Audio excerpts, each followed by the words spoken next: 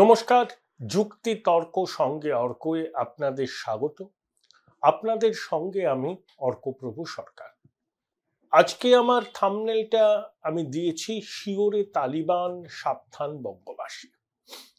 বাংলাদেশের একটা স্লোগান মোটামুটি জনপ্রিয় হয়েছিল যে আমরা কারা তালিবান, বাংলা হবে আফগানিস্তান। এই স্লোগান যারা দিয়েছিল তারা উগ্র মৌলবাদী ধ্যান ধারণায় বিশ্বাসী। বাংলাদেশে তাদের সংখ্যা এখন নেহাত কম নয়।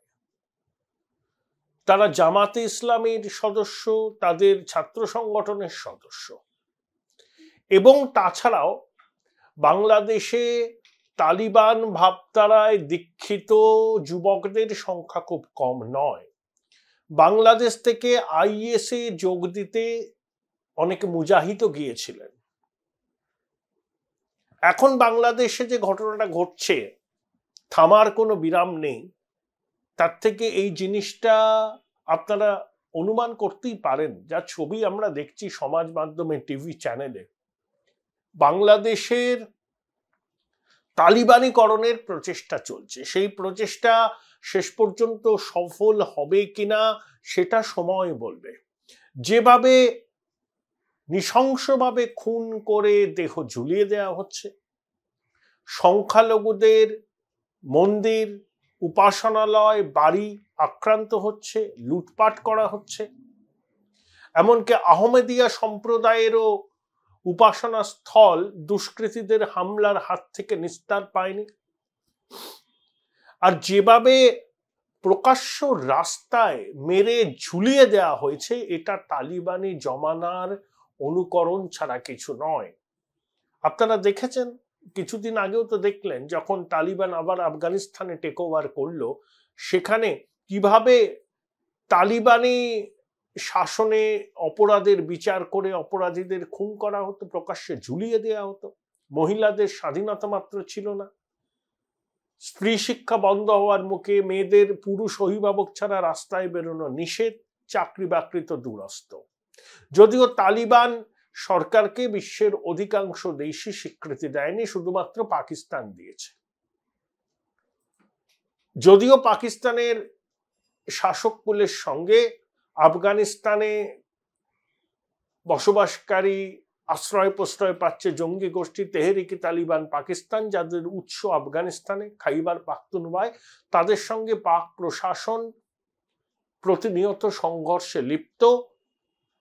পাক প্রশাসনের সেনাবাহিনী, আধা সামরিক বাহিনীর জওয়ানদের মৃত্যুর খবর প্রতিনিয়ত আমরা পাচ্ছি।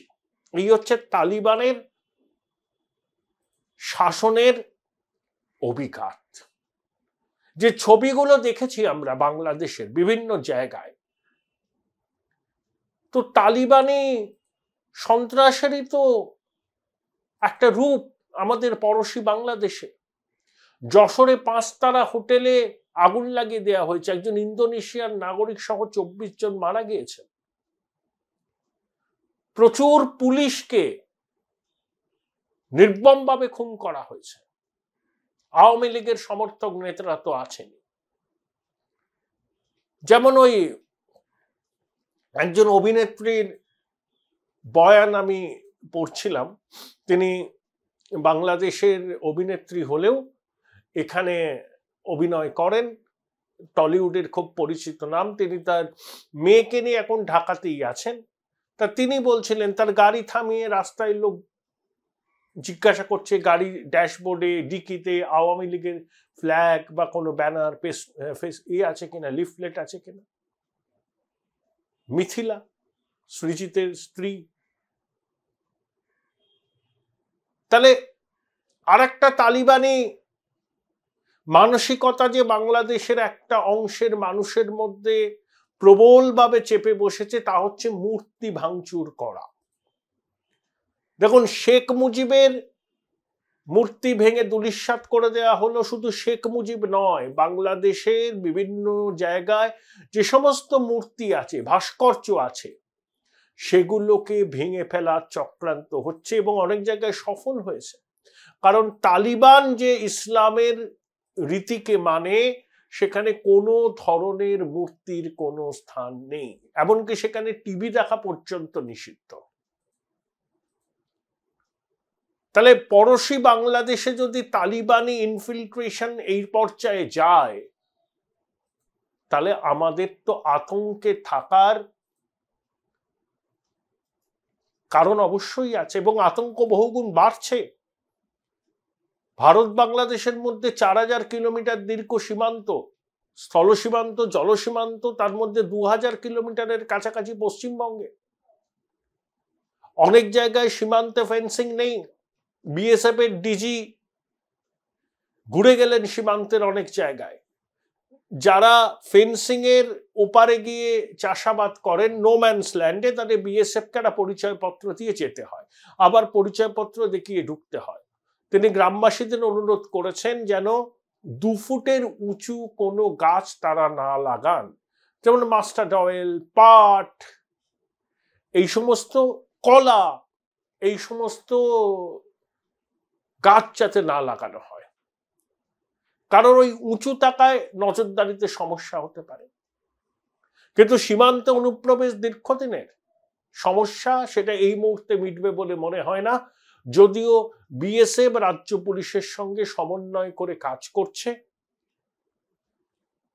ভারত সরকার বাংলাদেশের সঙ্গে সম্পর্কিত যে সিদ্ধান্ত নেবেন, যেখানে পশ্চিমবঙ্গ সীমান্ত যুক্ত, সেখানে মুখ্যমন্ত্রীর সঙ্গে কথা বলবেন।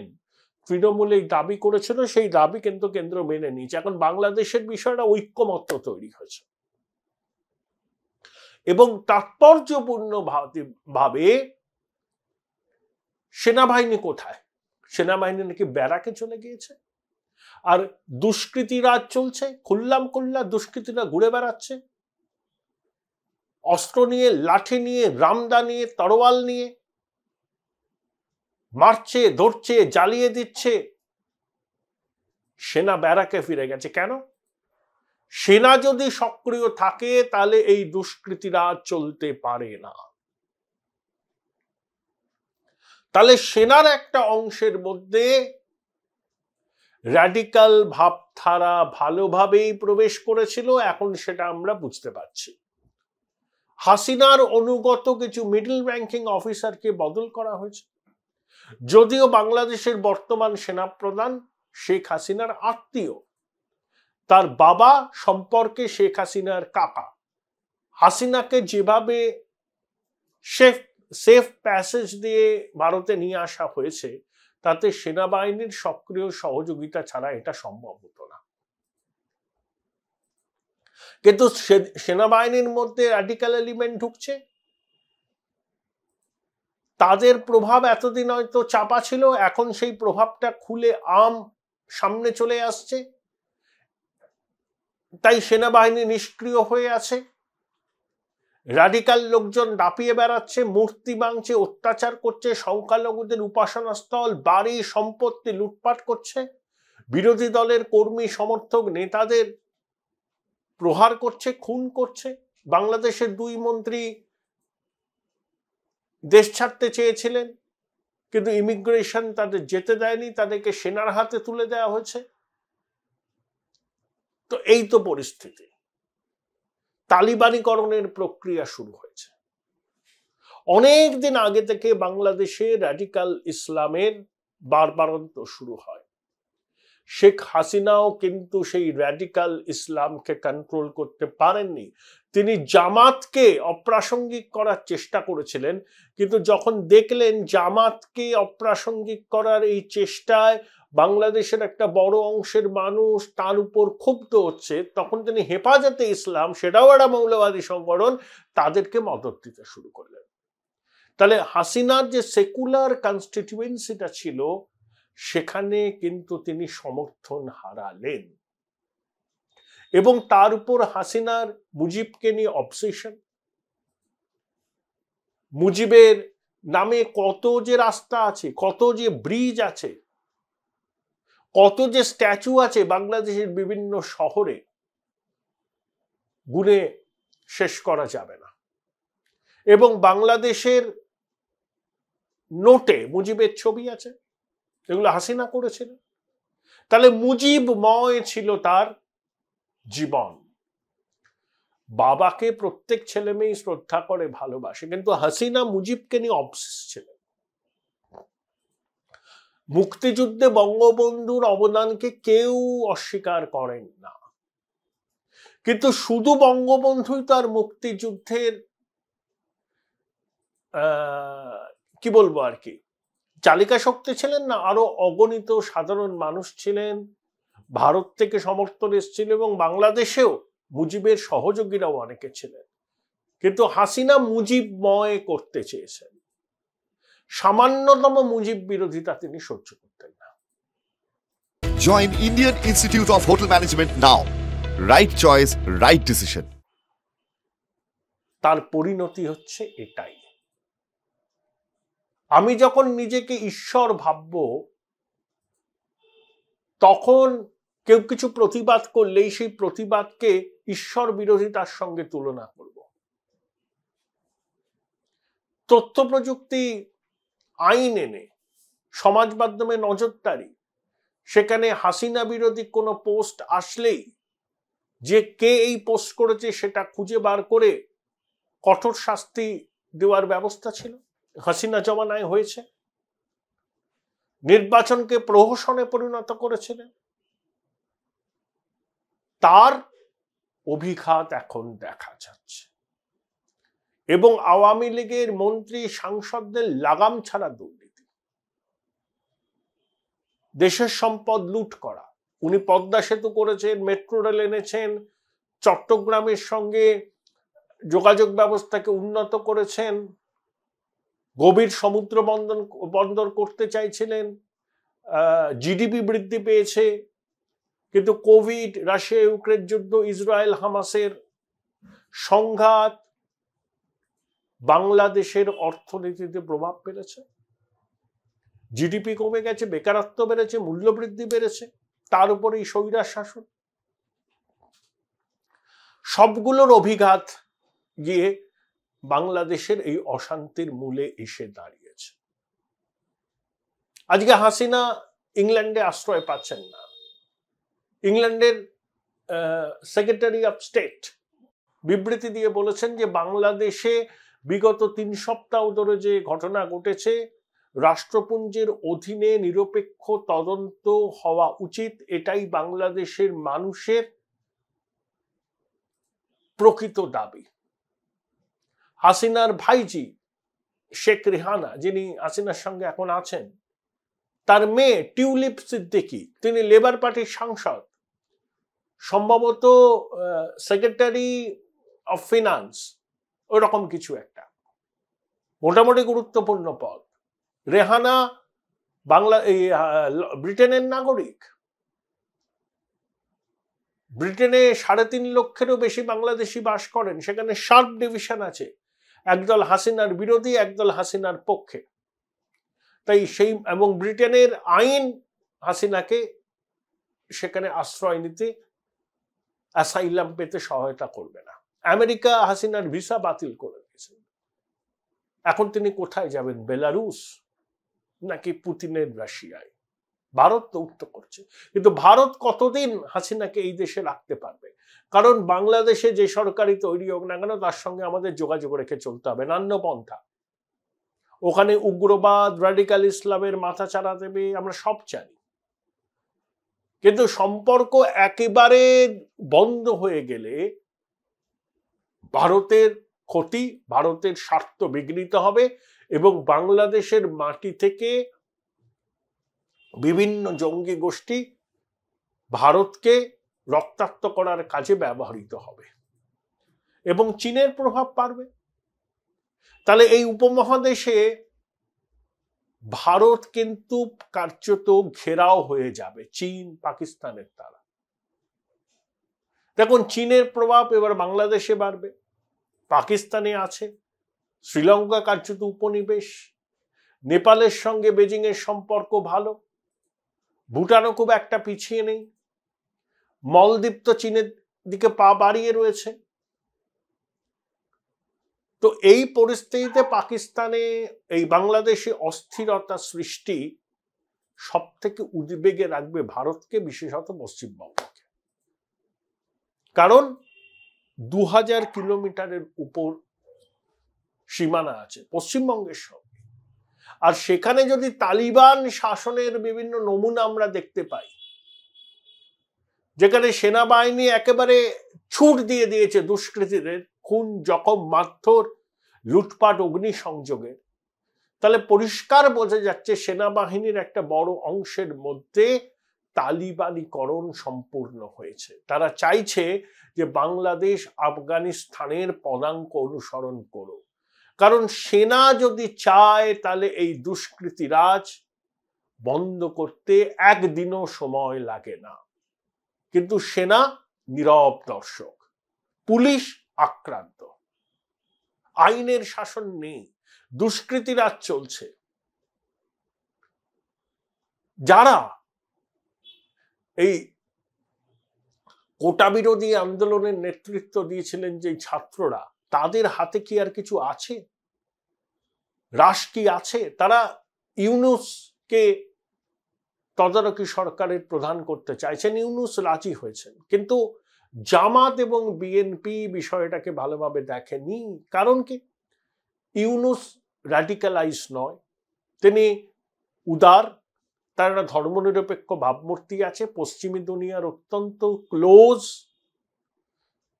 আর জামাত বাংলাদেশের ধারণাকেই মানে না, তারা বলে তারা ক্ষমতা আসলে শরিয়া চালু করবে। বিএনপি খালেদা জিয়ার ছেলে তারেক কে ইন্টারিম গভর্নমেন্টের প্রধান করতে চায়। দেখুন, বাংলাদেশে এই 17-18 বছরে আগে একটা বিষয় নিয়ে খুব আলোচনা চলছিল, -2, অর্থাৎ হাসিনা খালেদাকে বাদ দিয়ে সরকার। তখন ইউনূসের নাম ওঠে। ইউনূস 17 বছর আগে সিটিজেন ফোরাম চালু করেন, সেটা রাজনৈতিক দল, কিন্তু তিনি সাফল্য পাননি। হাসিনা তার বিরুদ্ধে অভিযোগ এনেছিলেন, প্রবীণ লেবার ল ভায়োলেশন, আর্থিক তছরূপ। ইউনূসের গ্রামীণ ব্যাংক অ্যাস্ট্রোনমিক্যাল অ্যামাউন্ট সুদ আদায় করে গ্রামীণ মহিলাদের কাছ থেকে। এবং ইউনূস কিন্তু কারুর কথা শুনে চলার লোক নন। এই ধরনের মানুষ নিজের মতই শ্রেষ্ঠ বলে মনে করেন। হ্যাঁ, পশ্চিমী দুনিয়ার সঙ্গে তার যোগাযোগ আছে, অর্থনীতিবিদ হিসাবে তিনি খুব সম্মান পান দুনিয়া জুড়ে, নোবেল পিস প্রাইজ পেয়েছেন, বিশ্বের মানচিত্রে বাংলাদেশের একজন মুখ। কিন্তু তার মানে এই নয় যে তিনি ক্লার্জি, আর্মি, শ্রিউড পলিটিশিয়ানদের সঙ্গে ডিল করে সরকার চালাতে পারবেন। ইউনূস চেয়েছেন ন্যূনতম 3 বছর, সর্বোচ্চ 6 বছর তার হাতে দেশ শাসনের ভার দেয়া হোক, তাহলে তিনি বাংলাদেশকে বদলে দেবেন। কিন্তু জামাত এবং বিএনপি কিন্তু 3 মাসের মধ্যে নির্বাচন চাইছে। ছাত্ররা এই আন্দোলন করেছিলেন বলে তাদের দাবির কাছে আপাতত মাথা নত করেছে সেনাবাহিনী। কিন্তু কতদিন? সেনাবাহিনীর প্রধান যেভাবে বারে বারে জামাত আর বিএনপির কথা বলছিলেন সাংবাদিক বৈঠকে, তাতে স্পষ্ট তার ইনক্লিনেশনটা কি। তিনি জামাত এবং বিএনপি বাংলাদেশ শাসন করুন সেটা চান, এবং সেনার হাতে ক্ষমতার রাশটা থাক। মোহাম্মদ ইউনূস যদি বেশি দিন ক্ষমতায় থাকেন তাহলে কিন্তু তিনি সেনাবাহিনীর মাতব্বরি পছন্দ করবেন না। এবং ইউনূস এমন একজন ব্যক্তিত্ব, পশ্চিমী দুনিয়ায় তার বন্ধু বান্ধবের অভাব নেই। একটা এক্সাম্পল দিই, ইউনূস কেয়ারটেকার সরকারের অ্যাডভাইজার ছিলেন। কোন সময়? 2096 সালে নির্বাচন হলো, বিএনপি এবং আওয়ামী লীগের একেবারে নেক টু নেক কন্টেস্ট। বিএনপি খুব স্লেন্ডার মার্জিনে পিছিয়ে, তদারকি সরকার। বিএনপি চাইছিল না ফলাফল ঘোষণা হোক, কিন্তু ইউনূস তখন পশ্চিমের বিভিন্ন দেশের শীর্ষ নেতৃত্বকে ফোন করে, রাষ্ট্রপুঞ্জকে ফোন করে এমন চাপ সৃষ্টি করলেন যে তদারকি সরকার বাধ্য হলো নির্বাচনের ফলাফল ঘোষণা করতে, এবং তারপর হাসিনা ক্ষমতায় এলেন। যে হাসিনার সঙ্গে ইউনূসের সম্পর্ক পরে নষ্ট হয়ে যায়, ইউনূসের পলিটিক্যাল অ্যাম্বিশন আছে এটা বুঝতে পেরে হাসিনা তার এগেনস্টে ওয়াইল্ড অ্যালিগেশন আনে। কিন্তু ইউনূস সবাইকে নিয়ে চলার কি লোক? তিনি কি পারবেন ক্লার্জি, আর্মি, শ্রিউট পলিটিশিয়ান, জামাত, বিএনপি সবাইকে নিয়ে ঐক্যমত্যের ভিত্তিতে ইন্টারিম সরকার চালাতে? তিনি দাড়ি রাখেন না, মাথায় ফেজ টুপি পরেন না বলে জামাত তাকে পছন্দ করে না, কারণ জামাতের ভাবধারায় তিনি দীক্ষিত নন। শুধু বৈষম্য বিরোধী ছাত্র আন্দোলনের দাবিতে ইউনূসকে আনা হচ্ছে, জামাতের পছন্দ নয়, বিএনপিরও পছন্দ নয়। বিএনপি জামাত একসঙ্গে, কারণ বিএনপি জামাতের হাতে নিরঙ্কুশ ক্ষমতা গেলে তালিবানিকরণ নিশ্চিত হবে। এখন যেটা আমরা দেখছি বিভিন্ন জায়গায়, সেটা বাংলাদেশের সর্বত্র ছড়িয়ে পড়বে। দেখুন, পাকিস্তানের আর্মি র্যাডিক্যালাইজেশন হয়ে গেছে অনেক দিন ধরে, বিশেষ করে আর্মির মিডল রাং, লোয়ার রাং। বাংলাদেশের আর্মিতেও র্যাডিক্যালাইজেশন হয়েছে। সেই জন্য আর্মি এই তালিবানদের হাতে দেশকে ছেড়ে ব্যারাকে চলে গেছে। আর্মি যদি চাইতো 24 ঘন্টাও লাগতো না বাংলাদেশে আইনের শাসন ফেরাতে, কিন্তু আর্মি চায়নি। আর্মি ছেড়ে দিয়েছে, মুক্তাঞ্চল করে দিয়েছে তালিবানদের। তাই আফগানিস্তানের ছবি দেখা যাচ্ছে পড়োশী বাংলাদেশে। তাই শিওরে তালিবান। আমাদের কিন্তু খুব সতর্ক এবং সাবধানতা অবলম্বন করে থাকতে হবে।